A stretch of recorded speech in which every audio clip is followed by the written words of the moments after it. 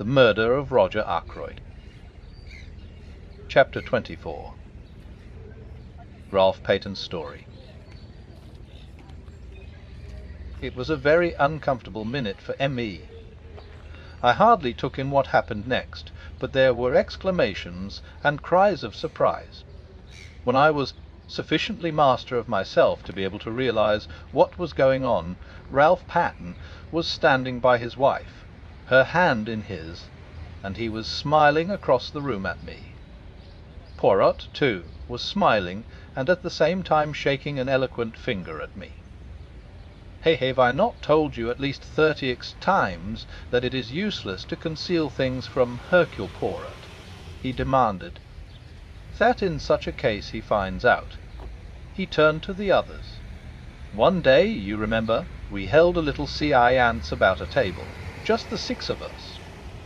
I accused the other 5 persons present of concealing something from me. 4 of them gave up their secret. Dr. Shepherd did not give up his.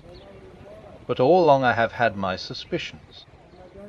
Dr. Shepherd went to the Three Boars that night hoping to find Ralph. He did not find him there, but supposing, I said to myself, that he met him in the street on his way home.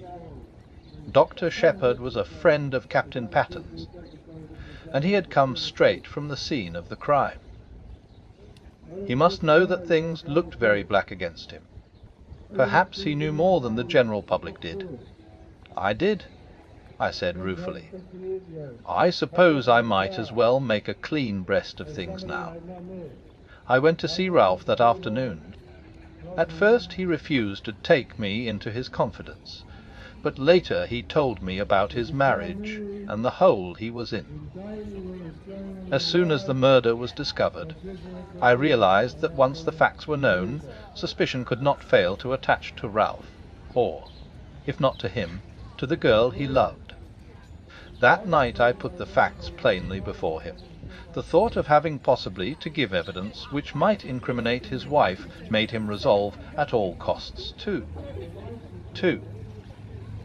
I hesitated, and Ralph filled up the gap. To do a bunk, he said graphically. You see, Ursula left me to go back to the house. I thought it possible that she might have attempted to have another interview with my stepfather. He had already been very rude to her that afternoon. It occurred to me that he might have so insulted her, in such an unforgivable manner, that without knowing what she was doing. He stopped. Ursula released her hand from his and stepped back. You thought that, Ralph. You actually thought that I might have done it. Let us get back to the culpable conduct of Dr. Shepherd, said Poirot dryly. Dr. Shepherd consented to do what he could to help him. He was successful in hiding Captain Paton from the police. We hear, asked Raymond, in his own house. Ah, no, indeed, said Poirot.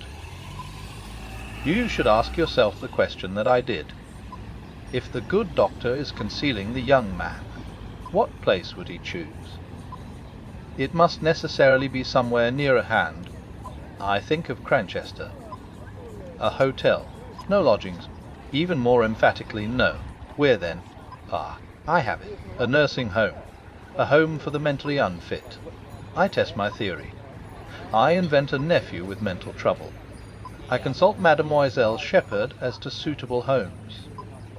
She gives me the names of 2 near Cranchester, to which her brother has sent patients. I make inquiries. Yes, at one of them a patient was brought there by the doctor himself early on Saturday morning. That patient, though known by another name, I had no difficulty in identifying as Captain Paton. After certain necessary formalities, I was allowed to bring him away. He arrived at my house in the early hours of yesterday morning. I looked at him ruefully. Caroline's Home Office expert, I murmured. And to think I never guessed. You see now why I drew attention to the reticence of your manuscript, murmured Poirot. It was strictly truthful as far as it went, but it did not go very far, my friend. I was too abashed to argue. Dr. Shepherd has been very loyal, said Ralph. He has stood by me through thick and thin. He did what he thought was the best. I see now, from what M. Poirot has told me, that it was not really the best. I should have come forward and faced the music. You see, in the home we never saw a newspaper. I knew nothing of what was going on.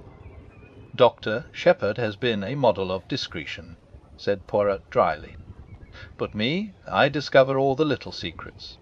It is my business. Now we can have your story of what happened that night, said Raymond impatiently. You know it already, said Ralph. There's very little for me to add. I left the summer house about 9:45 and tramped about the lanes, trying to make up my mind as to what to do next, what line to take. I'm bound to admit that I've not the shadow of an alibi, but I give you my solemn word that I never went to the study, that I never saw my stepfather alive, or dead. Whatever the world thinks, I'd like all of you to believe me. No alibi, murmured Raymond. That's bad. I believe you, of course, but it's a bad business. It makes things very simple, though, said Poirot in a cheerful voice. Very simple indeed. We all stared at him. You see what I mean? No, just this. To save Captain Patten, the real criminal must confess. He beamed round at us all. But yes, I mean what I say. See now, I did not invite Inspector Reglan to be present. That was for a reason. I did not want to tell him all that I knew. At least I did not want to tell him tonight. He leaned forward, and suddenly his voice and his whole personality changed. He suddenly became dangerous. I who speak to you, I know the murderer of Mr. Ackroyd is in this room now. It is to the murderer I speak. You understand. There was a tense silence. Into the midst of it came the old Breton woman with a telegram on a salver. Poirot tore it open. Blunt's voice rose abrupt and resonant. The murderer is amongst us, you say. You know which. Poirot had read the message. He crumpled it up in his hand. I know. Now, he tapped the crumpled ball of paper. What is that? Said Raymond sharply. A wireless message, from a steamer now on her way to the United States. There was a dead silence. Poirot rose to his feet, bowing.